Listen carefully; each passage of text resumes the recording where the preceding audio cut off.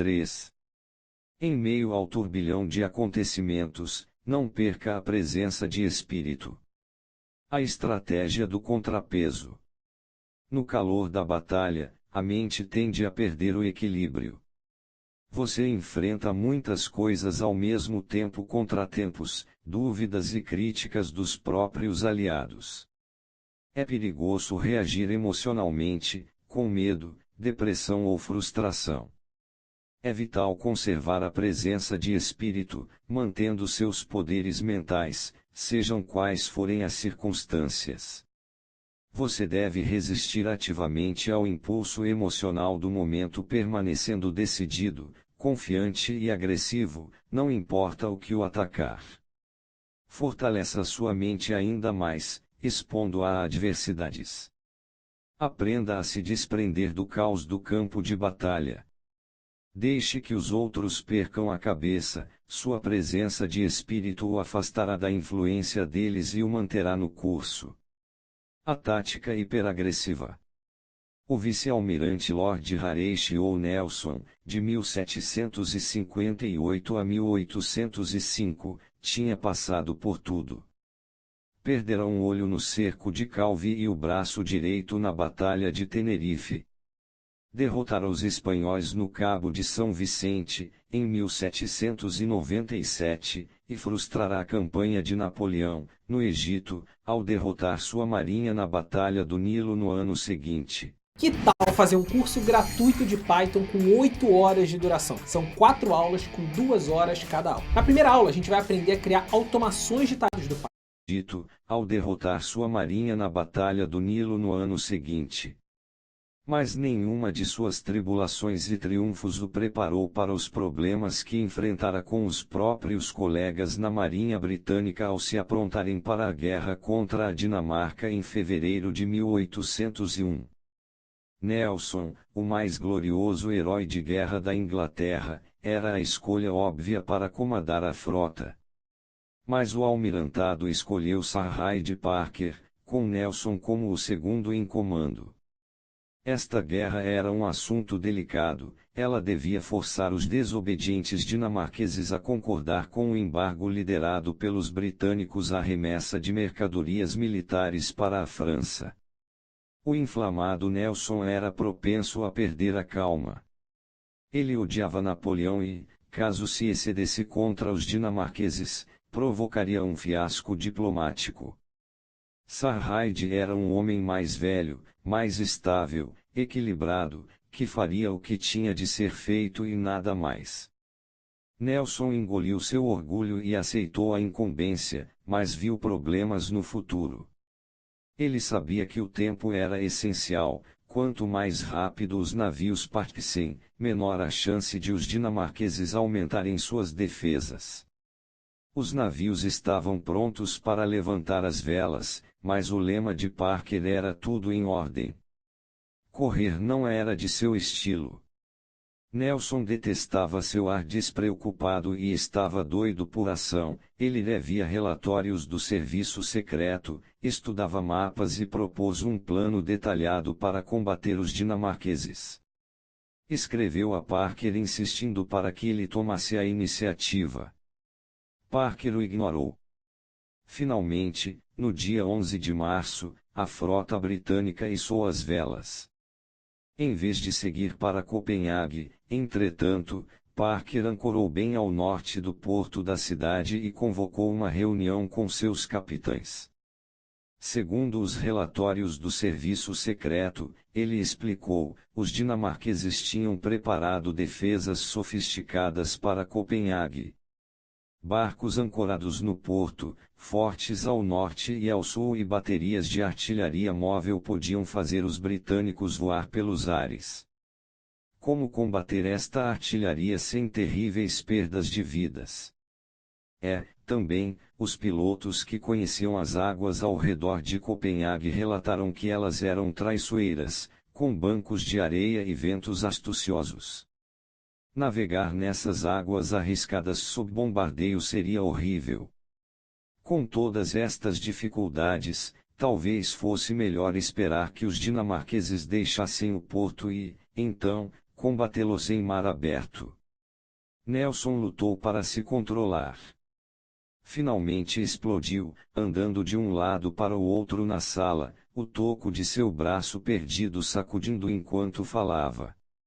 Jamais uma guerra fora vencida protelando as defesas dinamarquesas pareciam formidáveis para aqueles que são crianças em guerra, mas ele havia planejado uma estratégia semanas antes, atacaria do sul, a abordagem mais fácil, enquanto Parker e uma força reserva ficariam ao norte da cidade.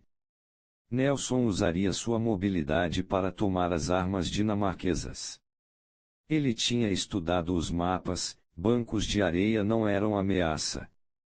Quanto ao vento, a ação agressiva era mais importante do que ficar se queixando do vento. O discurso de Nelson deu nova energia aos capitães. Ele era de longe o melhor líder, e sua confiança era contagiante. Até Sarraide ficou impressionado, e o plano foi aprovado. Na manhã seguinte, a linha de navios de Nelson avançou sobre Copenhague, e a batalha teve início.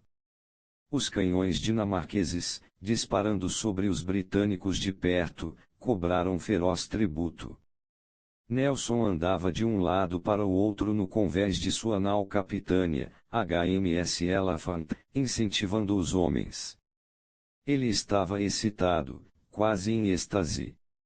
Um disparo atravessando o mastro principal quase o acertou. Isso é aquecimento, e hoje pode ser o último dia de qualquer um de nós a qualquer momento, ele disse a um coronel, um tanto abalado com a explosão, mas tome nota, eu não estaria em outro lugar por nada neste mundo. Parker acompanhou a batalha de sua posição ao norte. Agora lamentava ter concordado com o plano de Nelson, ele era responsável pela campanha, e uma derrota aqui poderia arruinar sua carreira. Depois de 4 horas de troca de bombardeio, ele deu um basta, a frota estava levando a pior e não tinha conseguido nenhuma vantagem. Nelson nunca soube quando parar. Parker decidiu que era hora de içar a bandeira de sinais 39, a ordem para a retirada. Os primeiros navios a vê-la tinham de reconhecê-la e passar o sinal adiante. Uma vez reconhecida, não restava outra coisa a fazer senão recuar. A batalha estava encerrada. A bordo do Elephant, um sargento falou a Nelson sobre o sinal. O vice-almirante o ignorou. Continuando a bombardear as defesas dinamarquesas, ele chamou um oficial, a número 16 ainda está içada. Número 16 era sua própria bandeira, ela queria dizer ataque o inimigo mais de perto. O oficial confirmou que a bandeira ainda estava içada. Cuide para mantê-la assim, Nelson lhe disse. Minutos depois, o sinal de Parker ainda tremulando sob a brisa, Nelson virou-se para seu capitão de bandeiras, sabe, Fully, eu só tenho um olho, tenho o direito de não enxergar às vezes e levando o telescópio em direção ao olho cego, observou calmamente, realmente não vejo nenhum sinal. Divididos entre obedecer a Parker e aceitar suas ordens, os capitães da frota escolheram Nelson. Arriscariam suas carreiras junto com ele.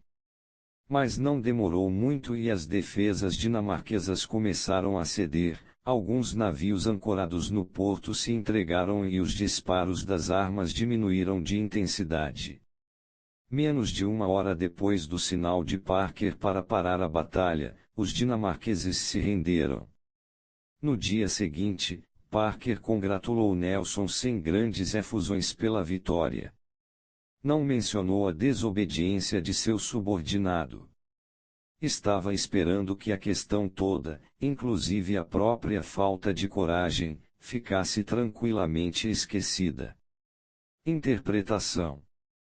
Quando o almirantado confiou em Sarraide, cometeu um clássico erro militar, entregou a guerra nas mãos de um homem que era cuidadoso e metódico.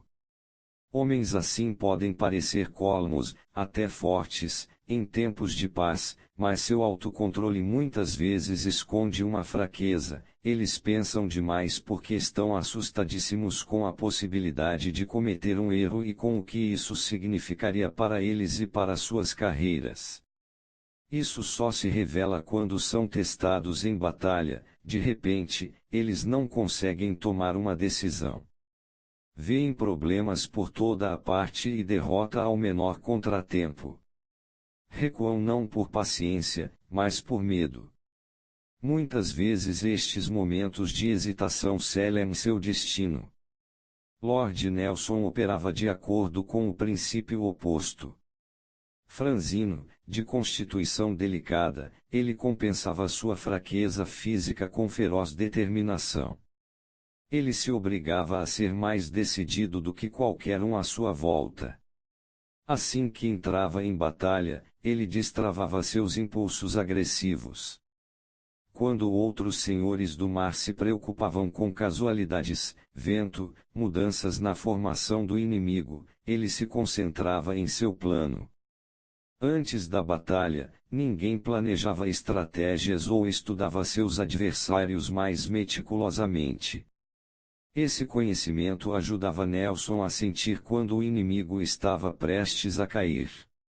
Mas uma vez iniciado o combate, hesitações e cuidados eram deixados de lado.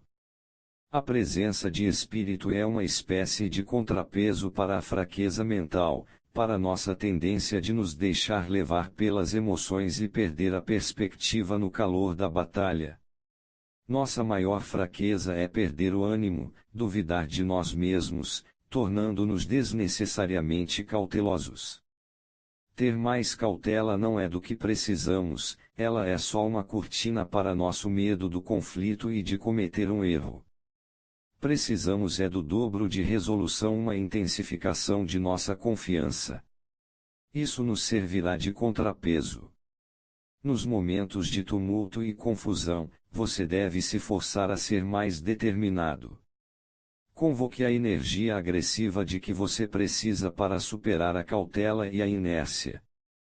Qualquer erro que você cometer poderá retificar com ações ainda mais enérgicas. Guarde sua cautela para as horas de preparação, mas quando a luta começar, tire as dúvidas da cabeça. Ignora aqueles que se acovardam diante qualquer revés e pedem para recuar. Divirta-se no modo de ataque. O ímpeto o levará avante. Os sentidos causam uma impressão mais forte na mente do que o pensamento sistemático. Mesmo o homem que planejou a operação e agora a vê sendo executada pode muito bem perder a confiança em seu julgamento anterior. A guerra tem um jeito de mascarar o palco com um cenário cruelmente revestido de temíveis aparições. Uma vez esclarecido o cenário, e o horizonte desobstruído, os acontecimentos confirmarão suas convicções anteriores. Este é um dos grandes abismos entre planejar e executar. Carl von Clausewitz, da Guerra, de 1780 a 1831. A tática do Buda desapareceu.